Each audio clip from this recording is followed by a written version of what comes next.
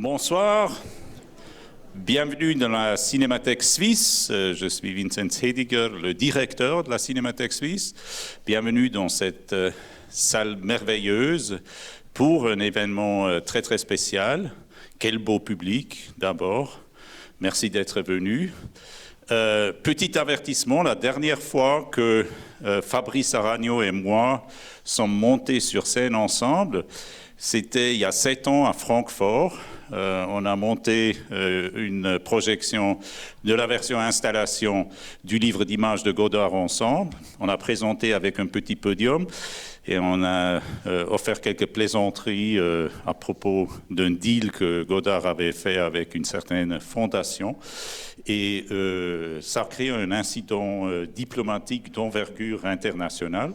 Je vous dis ça pour vous avertir que si Fabrice et moi sont en scène ensemble, il se passe bien des choses. Fabrice, rejoins-nous.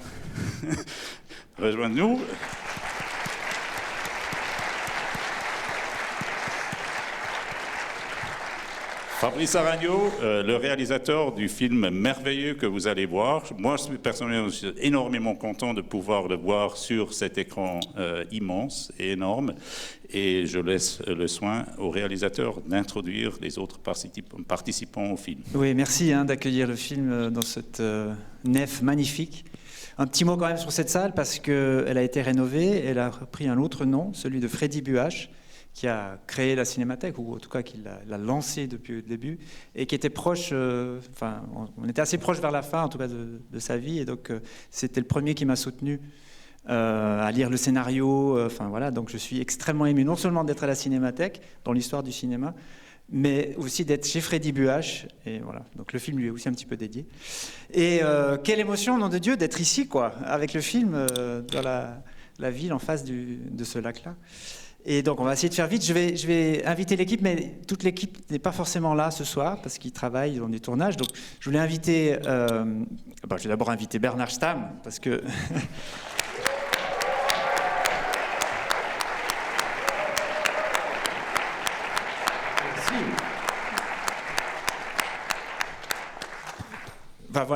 on pourra en parler après, mais vous verrez, Bernard est donc... Parce que ce qui est bien dans cette salle aujourd'hui, c'est que c'est à la fois un mélange de gens du cinéma et de gens de la voile. Donc pour ceux qui ne connaissent pas Bernard Stamm, c'est une star de la voile, mais parce qu'il a fait plusieurs tours du monde. C'est un aguerri des éléments, il a un petit grain de folie aussi de se jeter dans les choses. Et il a accepté de partir avec moi sur le film, donc avec nous sur le film, c'était merveilleux. C'est un peu à l'image je suis pas acteur et du coup c'est Clotilde qui m'aidait à jouer et elle connaît rien à la voile et du coup c'est moi qui l'aidais. Oui, voilà, c'est la rencontre entre le réel et la fiction et on s'est retrouvés au milieu du lac. Alors je vais inviter l'équipe. Alors ceux qui ne sont pas là, il y a Joseph Haredi, il y a Joseph ici, qui est le chef opérateur. Et merci Joseph, il a fait un travail de dingue. Et lui, il n'est pas tout seul, parce que c'est une espèce d'animal à 3 têtes et à 6 yeux, et tout ça, parce qu'à côté, il y a Maxime Raymond, premier assistant, qui a une crème au point, au travail de la caméra. Et puis lui, il avait une assistante qui est Solane Mercier, voilà, ici. Et toute cette équipe, on était sur le bateau avec Clotilde, voilà. Et puis, il y a aussi, je veux quand même convier ici... l'assistant réalisateur et aussi pilote de drone, Robiane Lacombe, s'il est là. Il est aussi réalisateur de cinéma. Et on a commencé le film avec des images dans la vraie course, dans le vrai réel. Et pour ça, j'avais demandé à 2 marins, une navigatrice et un marin, de piloter le bateau. Et j'ai filmé avec. Et alors, je ne sais pas si Cédric Oven est là. C'était le marin, il est marin, mais il est peut-être pas là. Mais alors Léa Lavaux, navigatrice, qui fait également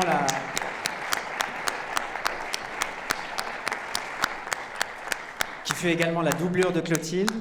Et Clotilde a aussi doublé ce qu'elle a fait à l'image qu'on a filmée pendant la course. Mais elle n'était pas la seule. Il y a aussi Laurine Robert. Est-ce qu'elle est là, Laurine? Elle est là?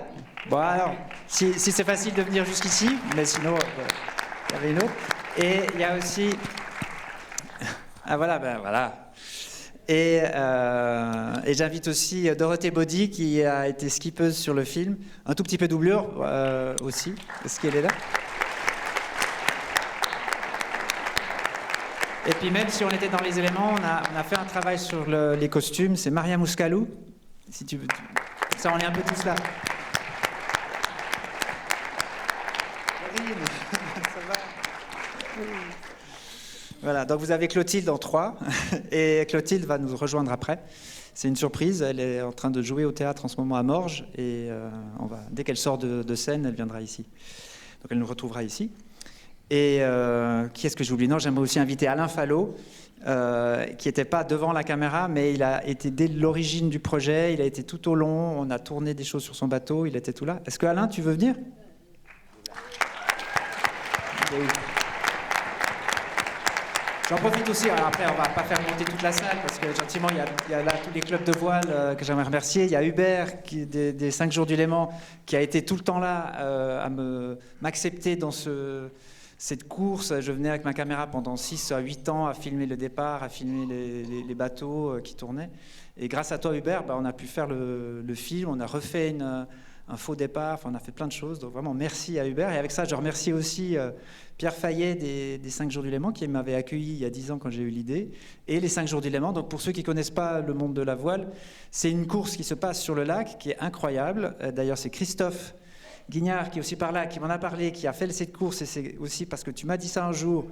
Il y a une course de dingue sur ce lac, et puis l'idée est apparue avec ce que tu m'as décrit de cette course. D'ailleurs, il y a plusieurs choses peut-être que tu vas retrouver dans le film. Mais donc les 5 jours du Léman, c'est une course qui dure 5 jours, 5 nuits. C'est des bateaux avec 2 équipiers à bord, et ils doivent faire des tours dans le lac sans s'arrêter, sans mettre pied à terre, sans assistance. C'est des petits bateaux de 7 mètres 30, 60, je ne sais plus, qui s'appellent des surprises. Il n'y a pas de toilette, il n'y a rien à bord, donc on est dans les éléments. Mais c'est-à-dire que le corps, ça c'est les mots de Christophe, le corps reprend sa place, on redevient des animaux. Donc voilà, donc c'est parce que tu m'as parlé de cette course, mais c'est vraiment une course physique. Hein, on croit que le lac c'est calme, mais vous allez voir, il ne l'est pas forcément. Et donc voilà, on va commencer à lancer le film très bientôt. Je voulais encore juste dire une chose. Si je parle des 5 jours de Léman, c'est pas un film sur la régate elle-même, c'est un film qui prend cette régate, et c'est un film, vous allez voir, qui est... Enfin, pour moi, le cinéma, c'est un art de l'expression, plus qu'un art pour raconter. C'est un art qui exprime, comme la peinture, comme la musique, comme la danse. Et de pouvoir utiliser, en plus dans cette salle, ça va être merveilleux ce soir, parce qu'on a une taille d'écran incroyable, et on a des haut-parleurs tout partout, et il y a un mixage un peu spécialement fait pour cette salle, que j'ai fait il n'y a pas très longtemps. Et donc c'est d'utiliser tout ça pour exprimer des sentiments, des émotions, et le film parle de la perte du temps, des sentiments, des choses, et comment on se jette dans les éléments pour essayer de briser ce qui ne peut pas se briser, et reprendre un peu ses jambes, et se retenir droit, et prendre la barre des choses. Bon, voilà, peut-être qu'on lance le film, non? Je crois. Et après, on pourra parler. Ah oui, mais c'est pas tout. Après, on peut parler un peu. Et ce soir, c'est aussi la première d'un livre que j'ai fait avec le film, qui est un accompagnement du film.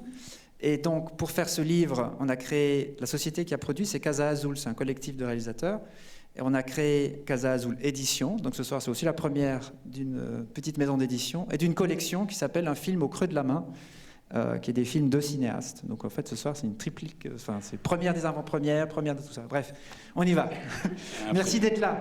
Merci beaucoup.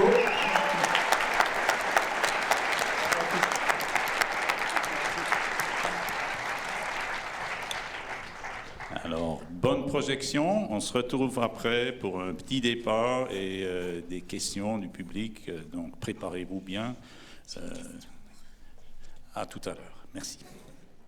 Alors, bienvenue sur scène, Fabrice Aragno et... Bernard Stamm. Oui. Ah, là, voilà.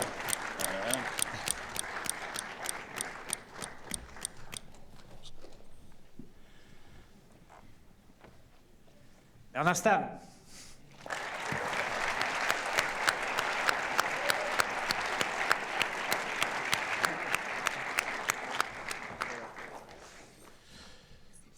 Donc, pour bien pouvoir encadrer ce film, il ne faut pas seulement être spécialiste du cinéma, mais aussi de la voile. On a 2 spécialistes là, heureusement, donc je dois me fier à vous. Je voudrais juste dire 2 ou 3 choses. Pour moi, ce film s'insère dans 2 séries. Une cinématographique, Tanner, Godard, Straub, puis Aragno. Et l'autre, ça relève de la peinture, Hodler, Vallotton et Aragno. Tanner, il n'a jamais filmé le Léman. Il s'est limité au Rhône, dans la ville de Genève, une fuite d'eau qui faisait une petite promesse d'évasion, mais il n'a jamais tourné la caméra sur le Léman. Godard, par contre, il a beaucoup filmé le Léman, surtout depuis son retour au bord du Léman. Straub, il a fait Jean du Lac. Mais toi, tu es le premier à t'aventurer sur le lac et dans le lac dans cette série. Qu'est-ce qui t'a motivé de te lancer sur l'eau plutôt que de rester au bord du lac? Ça a commencé par un travail que j'ai fait dans une exposition qui avait lieu à Vevey.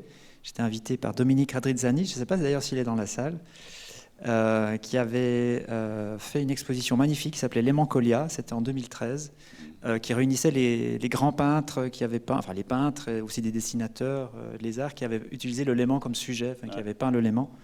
Et puis, il voulait convier le cinéma aussi comme un art pictural, et il m'avait proposé de faire un montage des films qui avaient utilisé le lac. Principalement, c'est vrai, c'est Godard. Il y en avait un autre, c'est Jean Chou, un film suisse des années 20, mais très peu de films qui se passent dessus. Bon, ok, c'est un constat. Et l'autre chose qui m'a vraiment énormément touché, c'est tout ce que la peinture exprime, de tous les artistes qui étaient autour de mon petit truc que j'avais fait, qui tous, depuis la rive, peignaient ce Léman pour exprimer des sentiments, exprimer des tourments, il y a Courbet qui a fait des choses, ça brasse profond, Vallotton aussi, des espèces de Hodler, enfin il y a enfin voilà. Et moi, du coup, comme je suis comment dire, un épicurien du cinéma, enfin, ou du spectacle, je sais pas quoi, enfin, ça me disait, mais moi j'ai envie d'aller dedans, moi j'ai envie d'aller dans la peinture et faire un film au milieu de la peinture. Et voilà, donc ça c'était la première chose. Donc, et comme je faisais de la voile quand j'étais adolescent, j'ai arrêté pour travailler dans le théâtre puis au cinéma. Et ben voilà, c'était l'occasion de revenir. Et puis c'était évidemment la voile et pas un bateau moteur parce que c'est les éléments. C'est être en apesanteur. Enfin voilà. C'est un film qui est à la fois très concret et très abstrait au sens où c'est une méditation aussi, comme tu le disais, sur les éléments, il y a du feu, il y a de l'eau, il y a de l'air, il y a la terre, donc il y a un peu tout ça. Tu avais cité, tu l'avais déjà dit, pour toi le cinéma c'est pas nécessairement un art qui raconte des histoires, mais un art d'expression. Et tu as fait référence à la peinture, à la poésie. Je dirais aussi, c'est un film d'une énorme musicalité. Donc il n'y a presque pas de musique, ou il n'y a pas vraiment de musique dedans. Il n'y a pas de musique dedans. Mais c'est un film qui vit de son rythme et des changements de ton et du bruitage qui a vraiment une qualité musicale assez étonnante. Est-ce que tu peux dire quelque chose là-dessus? Parce que pour moi, c'est une composition. Oui, exactement. Je me dis ça et je suis très touché que tu le dises parce que j'aurais beaucoup aimé être compositeur de musique en fait, mais j'ai pas. Voilà, ça s'est fait avec le cinéma et c'est. Ouais, pour moi, c'était évident que si on va au milieu du lac, j'allais pas amener une musique ou des choses de la société. Parce que quand on va là au milieu, c'est pour être au milieu des éléments. Donc, je voulais constituer une création de choses avec des sons pris sur le lac. Tous ne sont pas enregistrés sur le lac, c'est une composition de sons naturels, mais tous enregistrés ou sur le lac ou sur les tours du lac. Et un travail, même récemment, j'ai encore eu le plaisir de retravailler la composition au mixage. Alors là, s'il y a de l'abstraction, c'est peut-être là, je trouve, moi. L'image, je la trouve pas forcément abstraite, mais que le son amène des sentiments ou de pousser, quand je fais le mixage, quand je pousse sur les boutons pour accentuer quelque chose. Et à un moment donné, quand les deux ils sont dans le tourment sur le bateau, il n'y a pas de vent, il n'y a rien, il y a cette voile qui plouf, comme ça, ils sont les deux. Et Bernard, il a fait un geste quand il s'appuie sur Clotilde comme ça. Enfin, c'est juste magnifique l'émotion qui te porte là-dedans. Et le bateau repart, il reprend tu fais passer la voile d'un autre côté, le bateau repart comme ça. Et j'avais ce son avec un avion qui passe. Et puis on entend un coucou, je crois, qui tape, qui fait comme ça. Et j'ai poussé ce son d'avion qui fait une espèce de comme ça, une douleur, quoi. Enfin, voilà, ou des choses comme ça. Enfin, donc, en fait, c'est passionnant à faire un film comme ça. Et donc voilà, ouais. J'ai eu un sens d'un tournage assez dangereux. Il y a des orages, il y a des conditions de tournage qui paraissent pas tout à fait faciles. Est-ce que vous pouvez dire quelque chose là-dessus? Ça c'est la question du making of, mais quand même, ça paraît passionnant comme tournage en tout cas. Dangereux, je crois pas vraiment dangereux, non, mais c'est. Vous voyez, je ne comprends rien de la voile, donc sûr. Il y a un truc qui était où tu as vraiment eu peur. Parce que j'avais les micros et je t'ai entendu après, c'est que pour le départ, ceux qui étaient là, il y a plusieurs des marins qui sont ici, qui ont participé à un faux départ de la course. Il y a des vraies images du vrai départ, mais on a mélangé avec des images d'un faux départ. Il a fallu que tous les bateaux, on les mette l'un contre l'autre pour avoir le sentiment, parce qu'on a dû faire ce faux départ, un jour il n'y avait pas de vent, et ça devait se raccorder avec une séquence de vent, où il y a un vrai départ tourné avec du vent. Et du coup, on demandait à tous les bateaux qu'on avait, les 5-6 bateaux comme ça, de se mettre les uns contre les autres et de faire semblant de naviguer avec du vent. Et puis nous, on tournait très vite avec un Zodiac autour, avec la caméra. Là, on avait mis en place un système avec, en fait, où les bateaux se couraient après, quoi. Et donc, en fait, ils étaient forcés de se croiser, quoi. Mais c'est vrai que Clotilde, elle découvrait la voile, quoi. Donc, il fallait lui dire d'aller là, ou puis après, il y avait plusieurs bateaux, donc c'était. Et puis, le fait, c'est qu'on a commencé ça dans le vent vraiment faible, quoi. Et c'est monté petit à petit, et quand ça monte, il y a tout de suite plus de mouvements, de croisements, et là, ça commence à devenir chaud. Pourtant, c'était plutôt calme. Mais... Non, sinon, dans le truc, juste un tout petit peu dangereux, il y a une séquence qui est tournée pendant le Bol d'Or en 2019. Donc, le Bol d'Or, c'est cette grande course sur le lac qui fait un aller-retour de Genève à Bouvray-retour. Et en 2019, il y avait un énorme orage. Bon, il était annoncé. Et puis moi, je voulais aller filmer l'Apocalypse. D'accord. Voilà. Et donc, je suis parti tout seul avec le bateau qui est dans le film. Mais pas. Tiens, c'est ton bateau. Oui, je l'ai acheté pour le film. Ouais, du coup, mais du coup, je navigue avec. Mais je suis sorti au moteur parce que je voulais tout seul avec les voiles et tout ça. Et je voulais filmer surtout. Donc, je suis tout seul sur le bateau à filmer. Donc, je tiens la barre comme ça et puis je tiens mes caméras. Et c'est les images qu'il y a à la fin de la tempête de nuit, la fin de la dernière tempête. Et là, c'était un peu dangereux. À un moment donné, j'ai dû arrêter de filmer parce que le bateau il commençait à entrer dans des rouleaux et puis j'étais poussé par le vent vers QI. Il fallait que je me tienne moi et le bateau, quoi. Donc j'ai arrêté de filmer. Là, c'était peut-être un peu chaud. Il y avait un autre moment aussi, on a fait des prises de vue avec Joseph qui était dans le mât. En fait, la personne qui tournait était dans le mât. Et sauf qu'avec le vent, le bateau était très appuyé, mais il fallait qu'on règle notre vitesse pour que le deuxième bateau, qui était Nemo, nous rattrape, quoi. Sauf que là, à un moment donné, il n'y avait plus rien qui tenait le bateau. En fait, il n'y avait plus rien qui tenait, les voiles étaient comme ça, flappaient pour que l'autre bateau nous rattrape. Et Joseph était dans le mât. Il dit tourne un peu le bateau, la lumière elle est mieux comme ça, quoi. Là, il y avait des moments un peu scabreux, quoi. Bon, puis après, pour les voileux, il y a des choses un peu bizarres au niveau tactique Ouais, de ouais, voile. ouais. C'est pas. Mais le but, c'est pas un film sur la voile, c'est un film qui exprime avec ça. Donc c'est même le départ. Il y a pas, c'est complètement une espèce de labyrinthe, pas de labyrinthe, de tourbillon, de mâts, de trucs de voile, de choses. Donc voilà. Toute petite question technique avant qu'on ouvre le débat pour le public. Pour la plupart, c'est tourné en numérique, mais il y a aussi une brève partie en argentique. Ça paraît Super 8 quand même, ou c'est 16. Non, c'est du 35. Ah oui. Alors, explique ce choix. Eh ben, pour Jean-Luc Godard, j'avais acheté pour un de ses derniers films. Au début de son envie, il avait envie de faire un film en pellicule, de retrouver la technique qu'il avait utilisée autrefois, mais avec la liberté d'aujourd'hui. C'est comme ça qu'il disait. Et c'était de tourner en 35 noir et blanc, en 16 couleurs et Super 8 couleurs. D'accord. Enfin, on aurait fait l'inverse, mais non, lui, c'est en noir-blanc, le 35. Et j'ai acheté de la pellicule, j'ai acheté une caméra, j'ai acheté des optiques, et j'ai acheté de la pellicule, et je voulais faire des essais. J'ai commencé à faire des essais, mais il commençait à être fatigué. Et il dit non, on va faire ça autrement.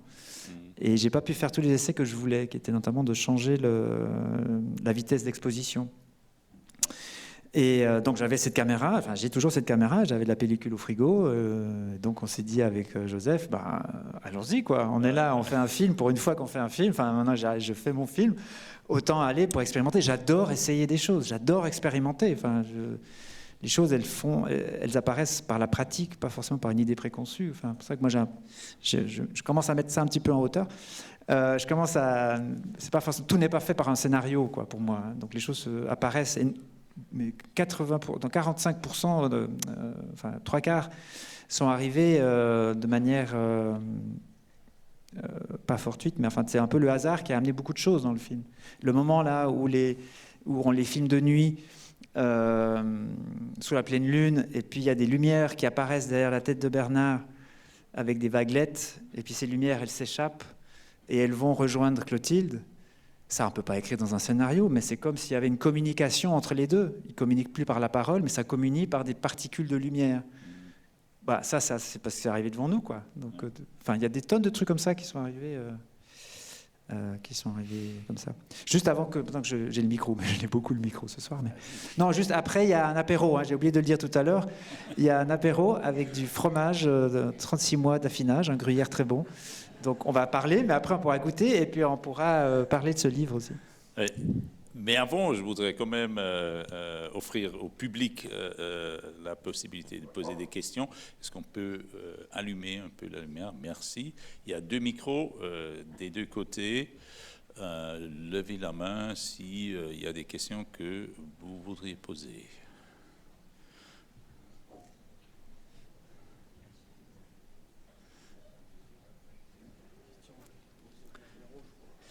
Sinon, on peut... Ah oui, voilà, il y a une question qui arrive. D'accord.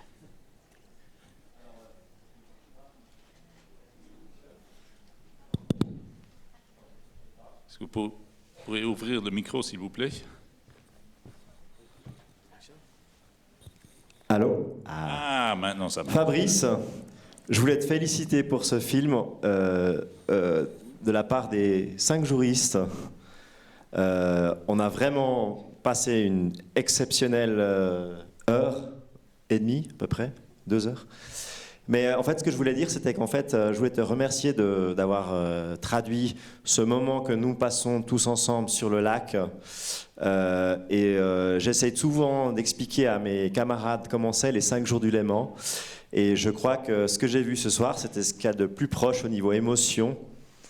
Donc, merci beaucoup. Voilà, j'ai pas vraiment de questions parce que on était là, donc on sait plus ou moins comment ça s'est passé. Mais voilà, je voulais te remercier de ce travail magnifique. Je vais en parler à mes amis et voilà. Donc félicitations. Merci beaucoup. Je suis très touché parce que je craignais que le film n'exprime pas forcément les 5 jours, parce que j'exprime des sentiments, la perte, la souffrance, le retour à la vie, des choses comme ça. Mais c'est vrai que c'est ce lac, enfin, passer 5 jours là-dessus, c'est ça, quoi. Enfin, on passe par plein de choses. Merci. Monsieur. Moi, j'ai une petite question entre le premier script que tu as écrit et puis ce qui sort ce soir sur l'écran, qui est magnifique. Est-ce que tu as été motivé par ce que tu ressentais ou parce que tu as filmé puis que tu voulais absolument mettre dans les images que tu as mis dans ton film? Non, alors le scénario, je te l'avais envoyé peut-être, hein, ou je ne sais plus, oui. Au début. C'était un scénario que je pensais qu'il fallait faire. Donc c'était un scénario classique, c'est-à-dire pour retrouver de l'argent, avec écrit comme il faut, des dialogues, scènes 1, 2, 3, intérieur jour, extérieur nuit, parcours des personnages, machin. Et ça m'étouffait un peu déjà à l'écrire, j'ai de la peine à l'écrire, enfin pas de la peine, mais je me sentais pas tout à fait à l'aise. Et puis de toute façon, le scénario n'a pas marché, n'a pas permis de financer. Ce qui fait que, et j'allais quand même, pendant l'écriture, j'allais sur le lac, sur Noé, le voilier, pour aller filmer. Je vous embêtais, vous, pendant les 5 jours, à tourner autour des bateaux pendant la course, ou alors en hiver, en automne, à filmer des choses, et à ressentir des choses. Et du coup, j'ai commencé à parler de ça. Et à lire tout ce que je lisais, tout ce que je pouvais voir dans les livres. Il y a beaucoup de choses autres qui me parlaient beaucoup plus que ce que j'avais mis dans mon scénario. Et donc, tout ce que j'avais écrit ou lu, c'est des poésies, des haïkus japonais, de la littérature du Marguerite Duras, du Virginia Woolf. Je les notais dans mes petits cahiers, que je mettais à un moment donné sur la page de gauche du scénario. La page de droite, il y a le texte classique, et la page de gauche, il y a les mots. Et il y a la star qui nous rejoint.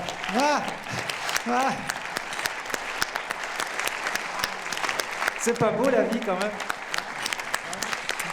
Elle sort de scène. Elle entre sur notre scène. Voilà. Elle est du théâtre au cinéma. Bonsoir. Bonsoir et bienvenue. Et merci pour le film. Merci à lui et à lui. Merci à elle, parce que dans le processus, justement avec ce premier scénario, mais même avant, non, peut-être que je l'ai raconté tout à l'heure, mais on s'est croisés à Locarno, on était jury tous les deux, et là tout de suite, t'as dit oui.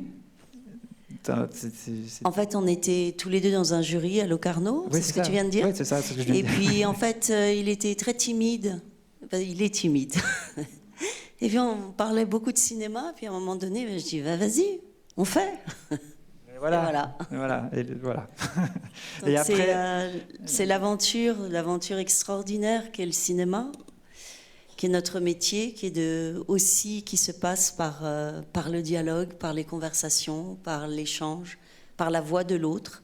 Et ce qui est bien quand on est interprète, c'est d'essayer d'incarner la voix de l'autre, qui parfois cherche, griffonne, tente, puis après cherche une autre voix et qui se rajoute. Et puis on a eu des nuits entières là, à tâter, à naviguer, à essayer. Et c'était extraordinaire. Et c'est extraordinaire de pouvoir faire du cinéma et de revenir à l'origine même de pourquoi on fait ce métier. Ouais, merci. C'est un tel plaisir de travailler avec ces deux-là, parce qu'ils sont d'une générosité mais incroyable, et d'une générosité, d'une simplicité des choses, quoi. Enfin, voilà. Elle, je n'ai jamais monté sur un mât de bateau. Là, il y a des marins dans la salle. Et vous connaissez ce que c'est que de monter à 12 mètres. Elle a monté 4 fois pour la première fois. Je râlais un peu à la fin. Hein? Je râlais un peu. Oui, un peu. C'était dur. Mais tu y es quand même allé. J'y suis allée, j'ai connu, et c'est magnifique. Et j'ai eu la chance de pouvoir naviguer pour une première fois avec Bernard. Donc je me suis plongée, j'avais pas tellement peur parce qu'il était là. Oui, on était en totale confiance, quoi. Après coup, on peut avoir peur. Je me dis, mais c'est vrai qu'on a mis une actrice tout là-haut du mât, le nœud. Enfin, moi, j'aurais. Enfin, tu vois ce qui peut se passer, quoi. Parler de danger. Non, mais au-delà de ça, le premier jour de tournage, tu as fait un pari fou. C'est-à-dire que je ne savais pas si j'allais pouvoir tenir le lac déchaîné. Oui, il pleuvait en plus le premier jour. Donc, le oui, premier jour, on s'est retrouvés quand même dans une tempête. Premier jour de tournage, et puis on y a été. C'est pas moi qui ai été malade. Increvable. Non. Merveilleuse. Et à la fin, le plan où elle se redresse, c'est une improvisation, parce qu'on était parti pour sortir sur le lac pour filmer une séquence de la fin, mais plutôt couchant de soleil, etc. Et là, c'est bien parce qu'il y a plein de gens du lac qui sont là, mais tout à coup, j'avais pas fait attention que sur le Jura, il y avait un peu ces nuages fameux qui fait qu'il faut faire gaffe, quoi. C'est le Joran qui se prépare. Et non, parce qu'on était en train de tourner et tout ça. Bernard n'était pas là cette fois-là. On avait tourné ça, c'était l'année d'après. Et on voulait tourner Clotilde à la barre derrière. Donc elle était derrière et nous, toute l'équipe devant. Donc c'est vraiment Clotilde seule qui gère le truc. Et il y avait la voile la grand voile était hissée. Je crois qu'il n'y avait rien devant, mais il y avait la grand voile hissée. Et puis on commence à tourner, on voit le ciel qui commence à devenir comme chez Caspar Friedrich. On va parler de la peinture, enfin, cette peinture romantique allemande. Le ciel commence à se crisper comme ça. Eh ben, on commence à tourner, on met le 24 mm, un contre-plongée total, et puis on fait comme ça, on improvise, tu te redresses, oui, c'est magnifique, c'est beau, waouh, waouh, waouh, waouh. Elle se lève, et le bateau, comme il n'y avait personne à la barre, il va n'importe où. Et à un moment donné, ça en panne, quoi. Et moi, je suis à bâbord, et la voile, elle est là, et je la sens en train de commencer à passer, quoi. Et elle était debout, enfin, elle commençait à se lever. Et alors là, il y a vraiment un truc dangereux. Je dis, je ne peux pas la retenir, hein, à un moment donné, parce qu'un coup de Joran, c'est quand même un coup de Joran. Donc je baisse et je dis, baisse-toi, Claude. Et elle fait ce truc super doux, comme ça, et la voile, blam. Et puis après, elle va derrière, et puis c'est elle qui nous guide, quoi. Elle prend la barre, elle prend vraiment la barre des choses. Donc c'est l'histoire d'une femme, vraiment, qui reprend ses jambes et qui prend la barre, quoi. Et là, c'est elle toute seule, quoi. Donc... bravo. Et ce film a provoqué en moi que je reprends la barre de ma vie. Non, mais il y a des choses... Reprenons la barre de nos vies. Parce que c'est vachement bien de prendre la barre de sa vie. Peut-être une toute dernière petite observation. Il y a encore une question ? Voilà, allez-y, madame. Oui. Il y a le micro derrière. Merci beaucoup pour ce film magnifique. Vu Ouais. ce que vous avez dit sur le scénario, je me demande comment s'est passé le montage. Le montage, c'est l'écriture. Mais, Un film, ça s'écrit ça au montage. Oui. Ça s'est passé, on a monté tout ce qu'on a... Il y a beaucoup de choses qui ne sont pas là, hein, dans le film. On a beaucoup tourné qui ne sont pas là. Mais ça fait rien, on avait envie de tourner, on les a beaucoup tournés. Et au montage, c'est de la composition, comme pour la musique, comme pour le son. C'est vraiment une vraie écriture, quoi, on pourrait dire. Une écriture d'image et de son. Je voulais quand même juste parler de ça. C'est donc, parce que là, aujourd'hui, je disais que c'était la première du film, mais c'est aussi la première de Casa Azul Édition et de ce livre, qui est en fait l'accompagnement du film. C'est les mots qui ne sont pas dits dans le film, on les retrouve là-dedans. C'est repris de mes blocs-notes de travail, où je notais ce qui me touchait dans la littérature, même parfois des écrits de peintres, que je propose de pouvoir vous les partager comme ça. Vous pouvez mettre peut-être des mots sur ce que vous avez ressenti dans le film et vice-versa. Et ça commence avec la dernière image du film, en fait. Donc c'est vraiment ça suit le film et ça se termine avec un ciel plutôt libre. Donc c'est aussi reprendre la barre de sa vie. Donc voilà. Et on le vend. Avec cette édition, ça va permettre de soutenir le prochain projet. Et on le vend 25 francs. Voilà. J'ai fait ma publicité commerciale. C'est plutôt artistique. Oui, j'interviens juste une seconde pour dire bravo. Tout simplement, je pense au nom de tout le monde. On a vécu ce lac, moi qui suis lausannoise, et vraiment dire que merci, parce que au début, je me suis dit, mais je vais avoir moi le mal du voyage, le mal de mer, entre guillemets, le mal du lac. Et j'ai réussi à m'immerger en fait avec vous. Bernard, c'était exceptionnel. Clotilde, est-ce qu'il faut vraiment encore dire à quel point c'était...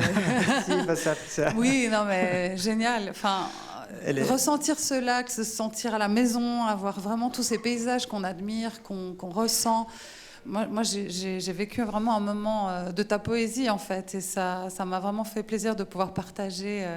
Je ne sais pas comment le décrire, j'ai plus les mots, mais vraiment le ressenti est là. Je pense que je vais au fur et à mesure essayer de trouver une inspiration pour laisser un petit mot de cette poésie entre la Suisse et la France, cette appartenance en fait qu'on se ressent de ce lac. Vraiment, il ne pouvait pas mieux porter son titre. Et merci aussi pour cette barre que tu nous transmets, que tu nous fais tenir avec toi.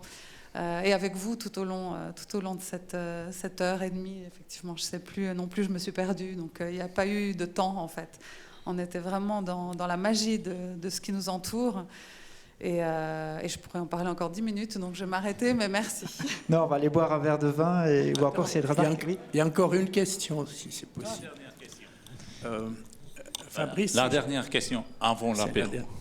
J'aimerais te demander, Fabrice, un peu quelles indications tu as données aux deux personnages. Parce que si je résume le film de manière un peu poétique, j'ai l'impression que tout le film raconte d'où nous venons, l'espèce, notre espèce, d'où nous venons. Et je me dis, ce que tu sembles avoir indiqué aux deux personnages, c'est où allons-nous? Il me semble que leur physionomie régulièrement montrée s'interroge sur se pose cette question-là. Alors, tu as donné quelles indications? Grande question là que tu me poses là, Christophe. Assez peu en fait. J'ai pas voulu faire comme le scénario avec les parcours psychologiques. Je l'ai mis de côté parce qu'il y a quelque chose que je trouvais qui s'arrête sur l'écran et moi je voulais que le film il aille en nous, enfin un spectateur. Donc, assez peu d'indications à part de choses de la vie, je m'en souviens même plus d'ailleurs ce que j'ai dit, mais on a parlé de la vie, on a parlé de nos vies, de nos échanges, de nos choses, et puis je sais pas, les choses se sont faites naturellement, sans interprétation, enfin sans. Pratiquement, tu nous expliquais les scènes que tu voulais faire. Ouais. Et après, on se débrouillait avec ça, je crois. Hein,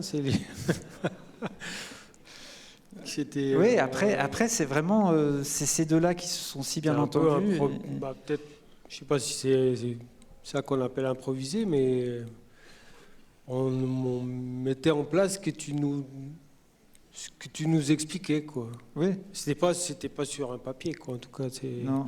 J'avais essayé de temps en temps de lire ce que j'avais écrit, mais c'était pas ça.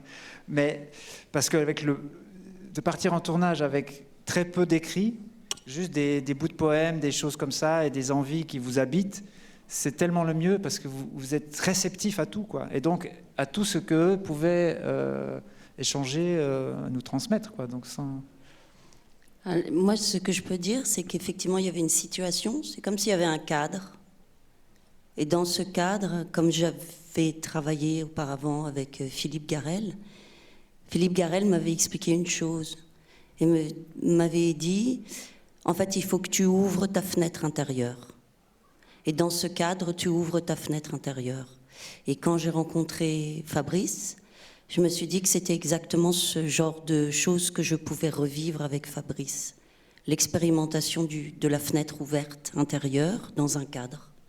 Donc le metteur en scène pose le cadre, la situation, et puis après, il met sa caméra et nous, notre travail, c'est juste d'ouvrir une fenêtre intérieure.